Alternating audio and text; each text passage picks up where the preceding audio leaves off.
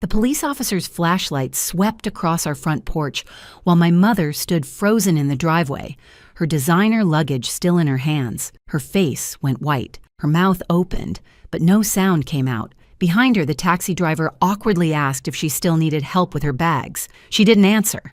She couldn't, because what she was seeing, what she was finally being forced to see, was something she never expected. But I'm getting ahead of myself. Let me take you back to the beginning, back to the morning that changed everything. The morning my own mother handed me $30 and a bottle of water and disappeared for the entire summer. My name is Kristen Harrison. I was 18 years old, fresh out of high school, and I thought I knew what hard times looked like. I was wrong. I had no idea what was coming. My mother, Valerie, had always been the kind of woman who needed a man like she needed oxygen. My father left when I was 7, and my little brother Nolan was just a baby. I barely remember him. What I do remember is the parade of boyfriends that followed. There was the car salesman who stayed for 8 months, the accountant who lasted a year, the fitness instructor who moved in for 3 weeks and ate all our food before disappearing with our microwave. Yes, our microwave. I still don't understand that one. Through it all, I raised myself. And when Nolan came along, I raised him too. Mom was always too busy chasing her next romantic adventure to notice that her kids needed things like, dinner, or clean clothes, or someone to show up to parent-teacher conferences. But nothing, and I mean nothing, prepared me for Boyd Carpenter. Mom met Boyd online in April. Wealthy, charming, from Vancouver. Within weeks, she was flying to see him every other weekend, staying longer each time, leaving me a few dollars to handle things. By June, I knew this one was different. She talked about him like he was a prince from a fairy tale. She was completely obsessed. Then came July 3rd. That morning started with a sound I'll never forget. Suitcases rolling across the hallway floor. Not the small overnight bags she usually took, the big ones, the kind you pack when you're not coming back anytime soon. I found her in the kitchen, dressed like she was heading to a resort, full makeup at 7 in the morning. Nolan was at the table eating cereal, still half asleep. He was 11 years old and had no idea his summer was about to become a nightmare. Mom didn't even look at me when she explained. Boyd had invited her to spend the summer at his cabin in British Columbia. 2 weeks, maybe 3. She'd be back before I knew it. It would be fine. I was an adult now, wasn't I? I had just graduated. I could handle things. Then she put $30 on the counter. $30 and 1 bottle of water. I still don't know what the water bottle was about. Maybe she thought it was funny. Maybe she thought it was symbolic. Maybe she just grabbed it from the fridge as an afterthought. But there it was, a single bottle of water sitting next to 2 $10 bills and 2 5s, like we were contestants on some twisted survival show where the only prize was not starving. Nolan looked at me with those big eyes of his. He was 11, just a kid, and I could see him doing the math in his head, the same math I was doing. $30, 2 people, an entire summer. I tried to argue. I tried to explain that rent was due in 10 days, that we barely had any food in the refrigerator, that Nolan needed supplies for summer activities, that you cannot leave 2 kids alone with grocery money and call it parenting. But Mom was already checking her phone, already smiling at whatever message Boyd had just sent her. She told me I was being dramatic. She told me to get a job if I needed money. She told me this was her chance at happiness, and I should be supportive instead of selfish. Selfish. She actually called me selfish. The taxi honked outside. Mom grabbed her bags, kissed Nolan on the head without really looking at him, and told us she'd call when she landed. Then she was gone. Just like that. The door closed, and the house went quiet. Nolan didn't cry right away. He just stared at the $30 on the counter, like he was trying to make it multiply through sheer willpower. I wished I had that superpower. I wished I had any superpower at all. That first night after Nolan fell asleep, I sat at the kitchen table and counted the money again. $30. Our refrigerator had half a carton of eggs, some questionable leftover pasta, a few condiments, and a lot of empty space. The rent, $850, was due on July 13th. The electricity bill was sitting unopened on the counter. I hadn't even looked at it yet. I was afraid to. I tried calling Mom around 9 o'clock. It went straight to voicemail. I left a message asking her to call me back, trying to keep my voice steady, trying not to sound as scared as I felt. She didn't call back that night, or the next morning, or the morning after that. By day 3, I realized she wasn't going to. Some people have savings accounts for emergencies. Some people have family they can call. Some people have safety nets. We had $30, a bottle of water that was now empty, and each other. I looked at my little brother sleeping on the couch, still in his clothes from the day before because I'd been too exhausted to remind him to change. He trusted me. He believed I would figure this out. He had no idea that I was 18 years old and absolutely terrified. But here's the thing about being terrified. You can either let it crush you or you can let it fuel you. And I had an 11-year-old counting on me. So I made a decision that night. I was going to find a way to survive this summer. I was going to keep a roof over our heads and food in our stomachs. And when my mother finally came back from her romantic vacation, she was going to see exactly what her children were capable of. She just had no idea what that would actually look like. Before we continue, if you're enjoying this story, please hit that subscribe button and tell me in the comments where you're watching from and what time it is there. I read every single comment, I see everything, and your support means the world to me. Thank you so much. Now, back to the story. Day 4 started with me staring at our pantry like it might magically refill itself overnight. Spoiler alert, and it didn't. We had peanut butter, half a loaf of bread that was getting stale, some generic pasta, and exactly 1 can of tomato sauce. I did the math. If we ate small portions, this could maybe stretch another 2 days. Maybe. I made Nolan a peanut butter sandwich for breakfast and told him it was a special summer adventure. He didn't believe me. The kid was 11, not stupid, but he ate it without complaining. That broke my heart more than anything. He was already learning to expect less. By day 5, the $30 was gone. I'd spent the last of it on milk, bread, and a bag of rice. Rice, I figured, could stretch forever. My grandmother used to say that rice was the great equalizer. Rich or poor, everyone eats rice. Of course, she also used to say that hard work always pays off, and I was starting to have doubts about that one. I started looking for work immediately. You'd think finding a job in July would be easy. Summer jobs everywhere, right? Wrong. Every fast food place, every retail store, every business within walking distance had already hired their summer staff back in May. I was too late. The manager at the grocery store actually laughed when I asked if they were hiring. Not in a mean way, just in a, honey, where were you 2 months ago way. It still stung. So I got creative. My first job was cleaning out Mrs. Delgado's garage 3 houses down. She'd been meaning to organize it for years, and when I knocked on her door offering to do it for $20, she looked at me like I'd offered her a winning lottery ticket. 8 hours later, I had $20, a sunburn, and the knowledge that Mrs. Delgado had kept every single newspaper since 1987. I didn't ask why. Some questions don't need answers. Day 7 brought a new problem. A bright orange notice taped to our front door. Mr. Kowalski, our landlord, was not a patient man. He had a thick Polish accent and a mustache that seemed to bristle with its own separate anger. The notice gave us 7 days to pay the rent or face eviction proceedings. 7 days. $850. I had exactly $20 and a sunburn. I called my mother 12 times that week. Each call went to voicemail.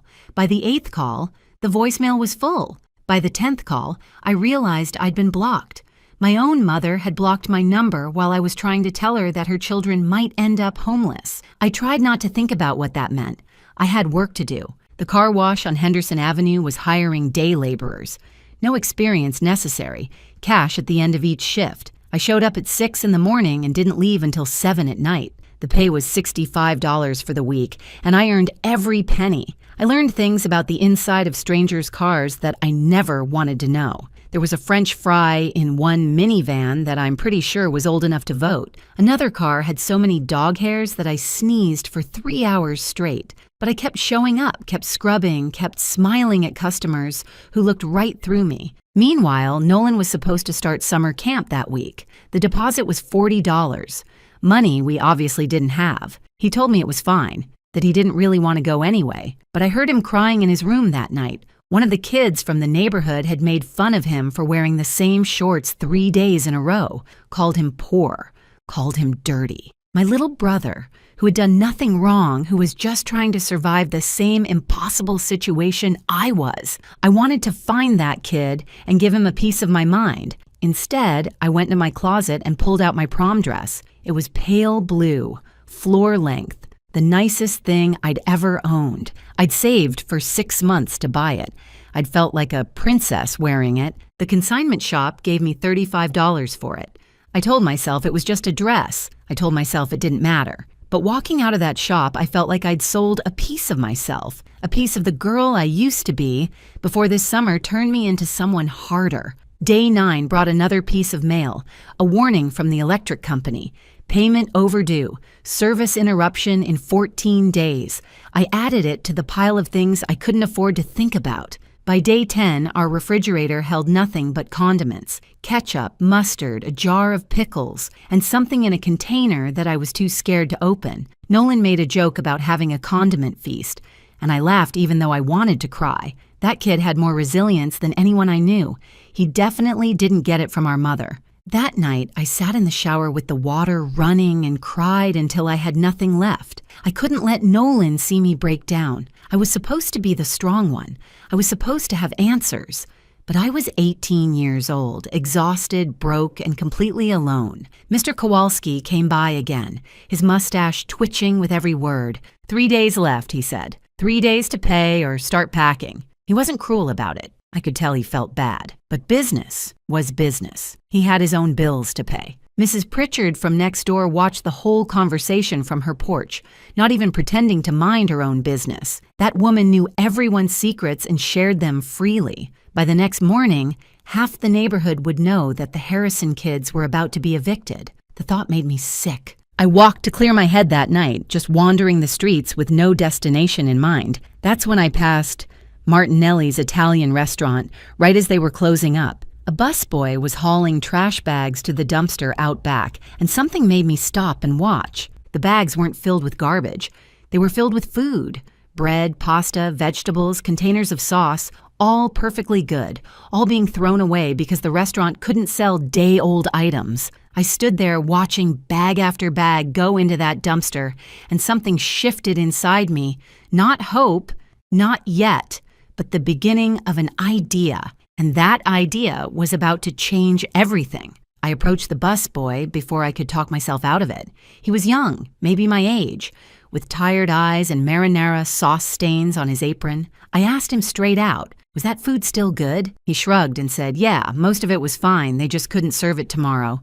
Health code stuff, liability stuff, restaurant policy stuff. Every night, same thing. Hundreds of dollars of perfectly edible food straight into the trash." My stomach growled loud enough for both of us to hear. He looked at me for a long moment, then glanced back at the restaurant door, then handed me 2 of the bags without a word. I thanked him probably 15 times. He just nodded and went back inside. I practically ran home with those bags. When I spread everything out on our kitchen table, Nolan's eyes went wide. Fresh bread, only a day old. Pasta that just needed reheating.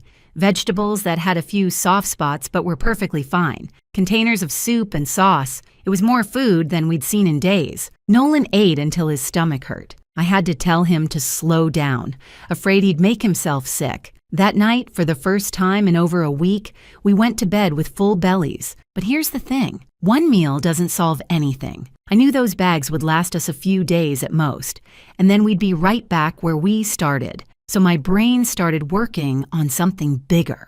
The next morning, I walked to the public library because our internet had been shut off 3 days earlier. Apparently, you need to pay bills for services to continue.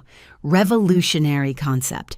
I spent hours researching food waste, food rescue organizations, and something I'd never heard of before, food recovery programs. Turns out, restaurants throw away millions of pounds of perfectly good food every single year. Not because it's bad, but because of policies, liability concerns, and the simple fact that they make too much. And there were organizations across the country that collected this food and distributed it to people who needed it. Legal organizations, legitimate operations. All it took was proper agreements and liability waivers.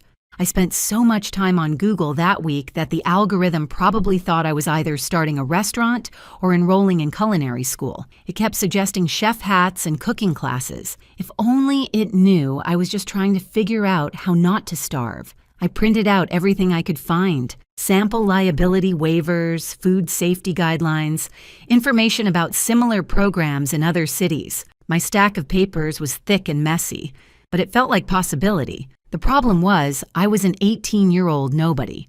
Why would any restaurant listen to me? That's when I found Mr. Okonkwo. Leonard Okonkwo ran the community center on Maple Street.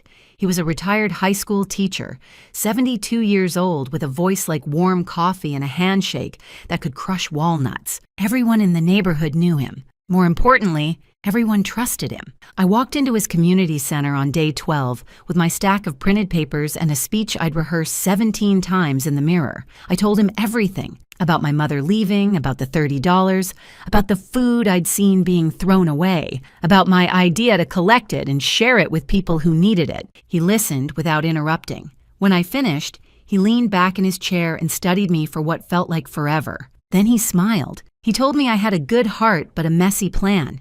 He said success was like his mother's stew. You need patience, the right ingredients, and you have to keep stirring or everything burns to the bottom. But he also said he'd seen worse ideas succeed because someone believed in them hard enough. The key, he explained, was structure. People trusted structure. If I wanted restaurants to give me their extra food, I needed to look legitimate. I needed proper paperwork, a system, a plan for distribution. I couldn't just show up with a shopping bag and good intentions. So we worked together. He helped me refine my liability waiver. The one I'd found online was good, but Mr. Okonkwo knew how to make it sound official. He taught me how to approach business owners, how to present myself as professional and capable, even though I felt like a kid playing dress-up. He let me use the community center as my base of operations and promised that any food I collected could be distributed there to people who needed it. By day 13, I had a real plan. I also had 3 days until eviction and exactly $43 to my name. I went back to Martinelli's, but this time I didn't go to the back door. I walked in through the front entrance during the afternoon lull and asked to speak with the owner. Mrs. Martinelli was in her 60s with silver hair pulled back in a tight bun and eyes that had seen everything and were impressed by nothing. She'd owned that restaurant for 31 years. Her husband had started it before that. She'd survived recessions, health inspections, and 3 different construction projects that blocked her front entrance. She was not easily convinced. I handed her my proposal, handwritten on notebook paper because I couldn't afford to print anything else. I explained my idea. I showed her the liability waiver.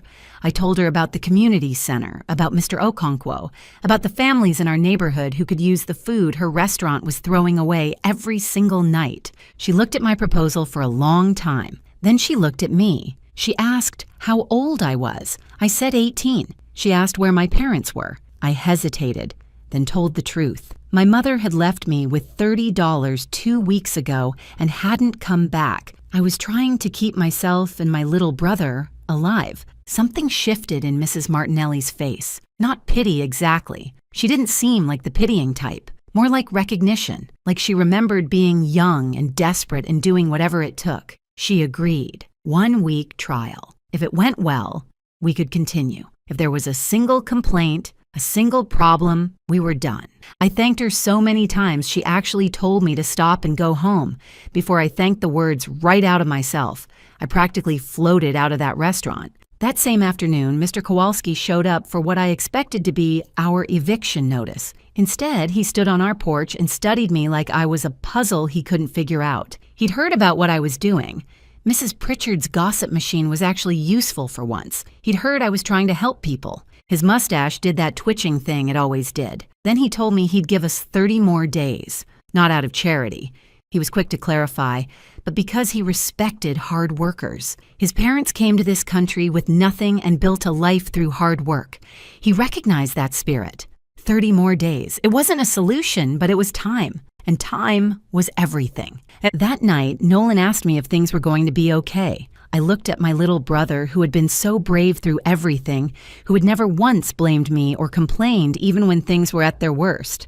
I told him yes, and for the first time since Mom had left, I actually believed it. What I didn't know was that our story was just beginning. The hardest parts were still ahead, but so were the most incredible moments I could have ever imagined, including the one where my mother's face finally showed up on our doorstep and found something she never expected waiting for her. The first official night of what I was now calling my food rescue operation happened on day 14. I showed up at Martinelli's back door at exactly 10 o'clock with borrowed coolers from Mr. Okonkwo and a nervous energy that made my hands shake. The same busboy from before, his name was Thomas, I'd learned, had everything ready. 3 bags of bread, 2 containers of pasta, vegetables sorted and clean, and a tray of lasagna that hadn't sold that evening. I loaded everything into the coolers like I was handling treasure, because to me, it was. The next morning, I set up at the community center at 7. Mr. Okonkwo had spread the word through his network. Retired teachers, church friends, neighbors he'd known for decades. By 8 o'clock, there was a line of people waiting. Elderly folks on fixed incomes. Single mothers with kids hanging off their arms. A veteran in a wheelchair who hadn't had a hot meal in 3 days. I handed out food until there was nothing left, and something happened that I didn't expect. People thanked me. Not just polite thank yous, but real gratitude. One woman, Mrs. Patterson, grabbed my hands and told me I was an angel. I wasn't an angel. I was just a desperate teenager who had stumbled onto something bigger than herself. By the end of that first week, word had spread beyond Mr. Okonkwo's network. People were showing up that I'd never seen before. The demand was growing, but my supply was still just one restaurant. So I expanded. Golden Dragon Buffet was my second partner. Mr. Wei, the owner, was skeptical at first. His English wasn't perfect, and I think he was worried about liability issues. But when I showed him the waiver, now properly typed and printed thanks to the library's free computer access, he nodded slowly. Buffett's, he explained, had even more waste than regular restaurants. Food couldn't sit out for more than a certain time. Health code rules. Every night he threw away enough to feed 30 people. Not anymore. Sunrise Bakery came next. The owner, a cheerful woman named Patricia Holloway, actually cried when I explained what I was doing. Her grandmother had grown up during the Depression, she said. The idea of throwing away good bread while people went hungry had always bothered her. She'd just never known there was another option. Nolan became my right-hand man, my CFO, he called himself, Chief Food Organizer. He took the job incredibly seriously, even made himself a little name tag out of cardboard and marker. Every afternoon, he'd help me sort donations, organize the distribution schedule, and keep inventory of what we had. The kid was 11 years old and running logistics better than most adults I knew. By day 25, I had 6 restaurant partners and was feeding over 40 families a week. The community center had become a hub of activity. Volunteers started showing up, people who wanted to help, people who had been helped,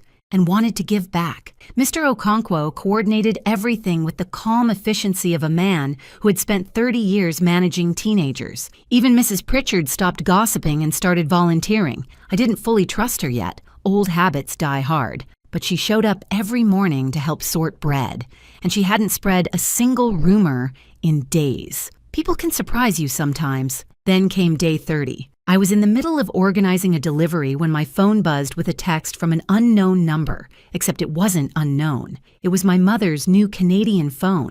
The message was brief and brutal. Having an amazing time. Boyd proposed, wedding in September. Don't bother me with drama. That was it. No questions about how we were doing. No apology for disappearing. No acknowledgement that she'd left her children with $30 and a bottle of water a month ago. Just an announcement about her engagement and an instruction not to bother her. Nolan saw my face and asked what was wrong. I showed him the text. He read it twice, then handed my phone back without a word. But I saw something in his eyes that hadn't been there before. Not sadness, but something harder. Like the last little piece of him that still hoped Mom would come back and make everything okay had finally crumbled away. We didn't talk about it. There was work to do. Day 33 brought a new challenge. I was at the community center when a woman in a blazer walked in with a clipboard and an expression that meant business. She was from the county health department and she had questions. Someone had filed a complaint. Anonymous, she said. But someone had reported that I was distributing food without proper permits, without health inspections, without any of the official approvals that legitimate food operations required. My heart sank. I thought about everything I'd built over the past 3 weeks. The partnerships, the families counting on us, the volunteers who showed up every day. All of it could disappear because of one complaint. The health inspector, whose name was Dorothy Reeves, wasn't unkind. She could see what we were doing was good. But rules were rules. If I wanted to continue, I needed proper permits, a certified kitchen space, and official nonprofit status. The cost? Roughly $500 in fees, plus finding a commercial kitchen to operate from. She gave me 2 weeks. 2 weeks to find $500 when I could barely keep the lights on at home. 2 weeks to find a commercial kitchen when I didn't even have a working stove at our apartment. 2 weeks to make everything official when I was still technically just a kid trying not to drown. I thanked Dorothy Reeves for the information and somehow held myself together until she left. Then I sat down on the community center steps and tried very hard not to panic. Mr. Okonkwo found me there 20 minutes later. He sat down beside me, his old knees creaking in protest, and asked what was wrong. I told him everything. He was quiet for a long moment. Then he said something I'll never forget. He said that obstacles were just opportunities wearing ugly masks. He said that every successful person he'd ever known had faced moments exactly like this one. Moments where giving up seemed like the only logical choice. The ones who succeeded were the ones who found another way. I didn't have $500, but I had something else. I had a story. The next day, I called the local newspaper. Jasmine Torres was a young reporter at the Riverside Gazette, hungry for stories that mattered. When I told her about what we were doing, about the abandoned teenager who had turned food waste into community meals, she practically sprinted to the community center to interview me. The article ran the following week with the headline, "Teen Turns Tragedy into Triumph. Local food rescue feeds dozens." The response was immediate. Donations started pouring in. $5 here, $20 there, $100 from someone who wanted to remain anonymous. Within a week, we had over $2,000. Enough for permits, for fees, for everything we needed. But more than money, we had attention. People were sharing the article on social media. Local businesses were reaching out to partner with us. The mayor's office called to express support, and someone at the community center suggested we needed an official name. After much debate, Nolan wanted to call it Food Avengers, which I had to veto for legal reasons. We settled on Second Chance Kitchen, because that's what we were giving people, and that's what life had given me. What I didn't know was that the article had reached further than our little town. It had reached all the way to Canada, and it had set something in motion that would bring everything to a head in ways I never could have predicted. The television interview happened on day 44. Channel 7 News had picked up the story from the newspaper article, and suddenly I was sitting in a real studio with real cameras and a real news anchor asking me questions about my life. I'd never been so nervous. The makeup lady tried to cover the bags under my eyes, and she needed a lot of concealer. I told her I hadn't slept properly in 44 days. She just quietly added more powder and wished me luck. If you're still with me at this point of the story, I just want to say thank you so much for listening. If you're enjoying this, please subscribe to the channel and leave a comment. It truly means everything to me and helps more than you know. Now let me tell you what happened next, because this is where everything changed. The interview aired that evening. The anchor, a polished woman named Rebecca Stanton, had done her research. She didn't just ask about Second Chance Kitchen. She asked about how it all started, about my mother leaving, about the $30, about everything. I hadn't planned to tell the whole truth. I'd prepared vague answers about difficult circumstances and family challenges. But sitting there under those bright lights, something shifted. I thought about Nolan at home watching. I thought about all the people we'd helped who had their own stories of struggle and survival. I thought about how silence protects the people who hurt us. So I told the truth, all of it. I said that my mother had left for Canada with her boyfriend on July 3rd. I said she'd given us $30 and a bottle of water for the entire summer. I said she'd blocked my calls and sent one text in 6 weeks, not to check on us, but to announce her engagement. I said that everything I'd built had come from desperation, not inspiration. The anchor's face shifted as I spoke. I could see the crew behind the cameras exchanging glances. This wasn't the feel-good story they'd expected. This was something rawer. The segment aired that night with a new headline, "Abandoned, Teen Creates Food Empire While Mother Vacations in Canada." By morning, the story had gone viral, not just locally, nationally. News outlets were picking it up, sharing it, commenting on it. My phone exploded with notifications, interview requests, messages of support from strangers across the country. Second Chance Kitchen received more donations in 24 hours than we'd received in the entire previous month. A local business owner, Mr. Fitzgerald, who ran a catering company, offered us use of his commercial kitchen for free. Our permit applications were fast-tracked by the county. We officially became a registered nonprofit with tax-exempt status. 12 restaurants were now partnering with us. We were feeding over 80 families every week. Volunteers were signing up faster than we could train them. But the story had also reached Canada. My mother called on day 46. I almost didn't answer, but something made me pick up. She was furious, not apologetic, not concerned, furious. Her voice was shaking with rage as she demanded to know how I could embarrass her like this. Boyd's family had seen the news story.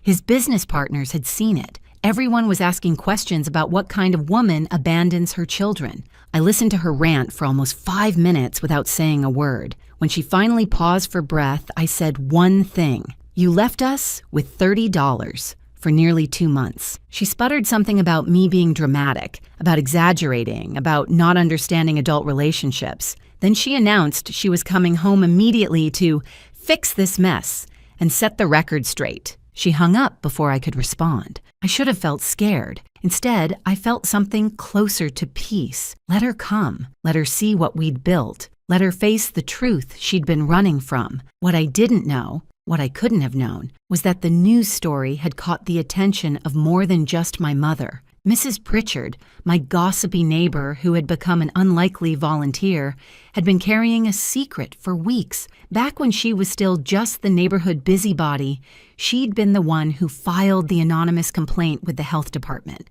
She'd been skeptical of what I was doing, worried about health risks, maybe a little jealous of the attention I was getting. But as she watched me work, watched me struggle, watched me pour everything into helping people, something changed in her. Guilt, maybe, or genuine admiration. Whatever it was, it pushed her to do something else. 3 weeks before the news story aired, Mrs. Pritchard had called Child Protective Services, not to hurt me, to help. She'd reported that an 11-year-old child had been left without a proper guardian for over a month. She'd provided dates, details, everything she'd observed, and CPS had opened an investigation. They couldn't do much while my mother was in Canada, out of their jurisdiction, but they'd been watching, waiting, building a case. When the news story confirmed everything, including my mother's location and her plans to return, they coordinated with local police. Day 47, the day my mother's plane landed. I was at home with Nolan when we heard the cars pull up.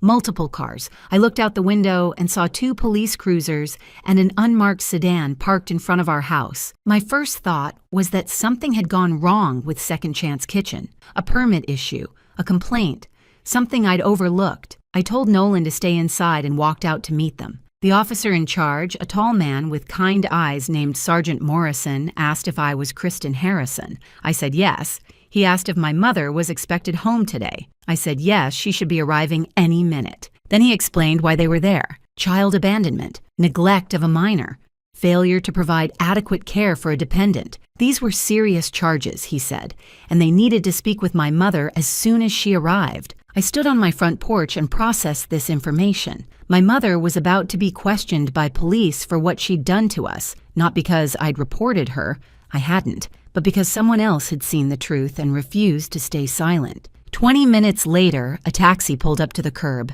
My mother stepped out looking like she'd just left a resort. Tanned, relaxed, designer sunglasses perched on her head. She had 2 new suitcases, expensive ones, probably gifts from Boyd. She was already composing her face into an expression of righteous anger, ready to storm in and take control. Then she saw the police cars. Her steps slowed, her expression shifted from anger to confusion to something approaching fear. She looked at the officers, then at me, then back at the officers. Sergeant Morrison approached her calmly and explained who he was and why he was there. I watched my mother's face cycle through a dozen emotions: shock, denial, outrage, panic. She tried to argue, tried to explain, tried to spin her vacation as something reasonable, But then she made the mistake of looking past the officers, past me, toward the community center 2 blocks away. There was a banner hanging above the entrance now, Second Chance Kitchen, serving our community. And beneath it, a photo of me and Nolan smiling. She stared at that banner for a long, silent moment. Then she looked at me, really looked at me, maybe for the first time in years. I wasn't the scared 18-year-old she'd left behind. I was standing tall, healthy, confident. Nolan appeared beside me, not hiding, not crying, but standing with his shoulders back like someone who had learned his own worth. We weren't broken. We weren't desperate. We weren't the mess she'd left behind. We were survivors. We were thriving, and she had missed all of it. Her mouth opened, but no sound came out. Her designer luggage sat forgotten in the street. Her fairy tale summer had ended, and real life was waiting. The officers asked her to come with them to answer some questions. She went. What choice did she have? I watched the police car drive away with my mother in the back seat, and I felt something unexpected. Not triumph, not satisfaction, just a quiet, profound sense of peace. Whatever happened next, we had already won. The investigation took 3 weeks. Child Protective Services interviewed me, Nolan, neighbors, Mr. Okonkwo, and half the community. They documented everything. The $30, the blocked phone calls, the single text message about the engagement, the 47 days of absence. My mother hired a lawyer, of course. Boyd had given her money before he disappeared from her life. Oh yes, Boyd. Apparently, his wealthy family wanted nothing to do with that kind of publicity. The engagement was called off approximately 6 hours after the news story aired. Funny how fast fairy tales crumble when reality shows up uninvited. In the end, my mother wasn't arrested. The charges were serious, but she had no prior record, and the court took into account that Nolan hadn't been physically harmed. She received 3 years of probation, mandatory parenting classes, and 200 hours of community service. Here's where the story takes an unexpected turn. When the judge asked where she would complete her community service, I made a decision that surprised everyone, including myself. I offered to let her work at Second Chance Kitchen. People thought I was crazy. Mr. Okonkwo asked if I was sure, his eyes full of concern. Even Nolan looked at me like I'd lost my mind. Why would I want my mother anywhere near what I'd built? But here's what I understood that others didn't. Punishment wasn't going to change her. Jail time wasn't going to make her a better person. The only way she would ever understand what she'd done was if she saw it, if she lived it, if she spent 200 hours surrounded by the community that had supported her children when she wouldn't. The judge approved the arrangement. My mother's first day of community service was awkward beyond description. She showed up in clothes that were too nice for sorting vegetables, her hair perfectly styled, her expression a mixture of humiliation and resentment. The volunteers who knew our story gave her looks that could freeze water. She didn't say a word to anyone, but community service has a way of wearing down walls. Week after week, she showed up. She sorted bread alongside Mrs. Pritchard, who, I'd learned, had been the one to call CPS in the first place. She packaged meals next to Mr. Okonkwo, who treated her with firm but fair expectations. She served food to families who thanked her without knowing who she was. And slowly, something began to shift. I noticed it first in small ways. She stopped styling her hair for service days. She started asking questions about how things worked. She learned the names of regular volunteers.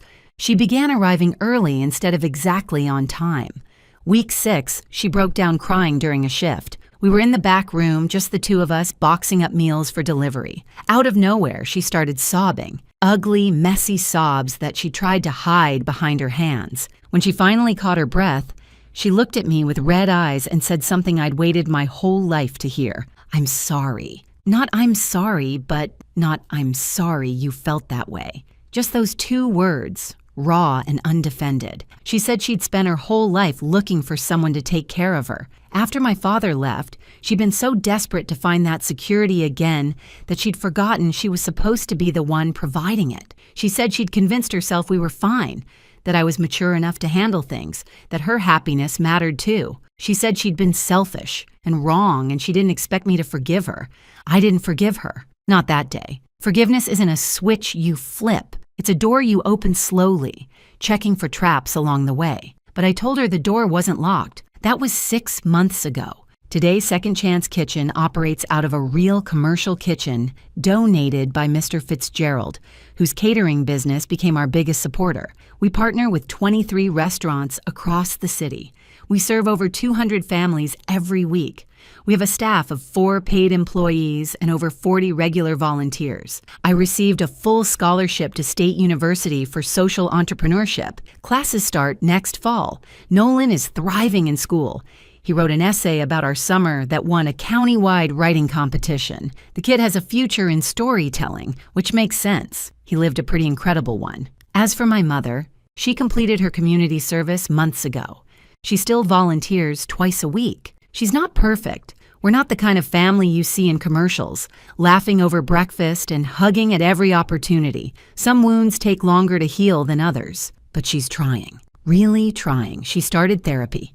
She got a steady job. She stopped looking for a man to rescue her and started figuring out how to rescue herself. Last week, she asked if she could take Nolan to a movie, just the 2 of them. He said yes.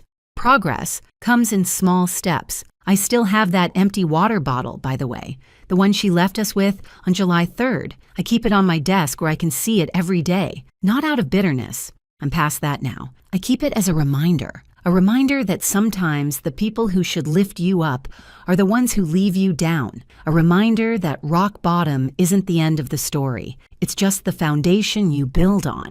A reminder that $30 in a bottle of water can become something extraordinary if you refuse to give up. My mother saw police cars and news cameras and a daughter she didn't recognize. But what made her gasp wasn't the trouble she was in. It was realizing that we didn't need her anymore. That we'd built something beautiful out of the nothing she'd left behind, that her absence had given us the one thing she never could, the chance to discover who we really were. Some lessons cost more than others, but some lessons are worth every penny. Thank you so much for watching. More of my most gripping stories are already on your screen. Click one now and don't miss the best part. You will love it. See you in the next story.